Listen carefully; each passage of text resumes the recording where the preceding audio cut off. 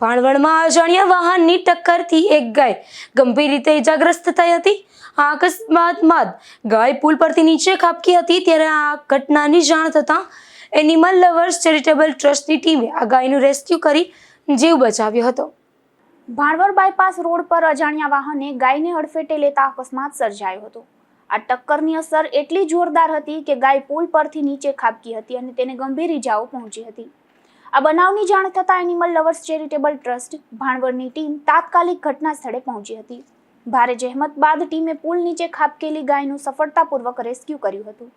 ત્યારબાદ પશુ ચિકિત્સક અને ટ્રસ્ટના સભ્યો દ્વારા ગાયને તાત્કાલિક સારવાર આપવામાં આવી હતી। અકસ્માત સર્જ્યા બાદ અજાણ્યો વાહન ચાલક સ્થળ પરથી ફરાર થઈ જતા ગૌપ્રેમીઓમાં રોષ જોવા મળ્યો હતો।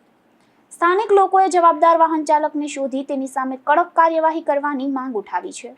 ધર્મેશ ઉપાધ્યાય, ગુજરાત ન્યૂઝ, ખંભાળિયા।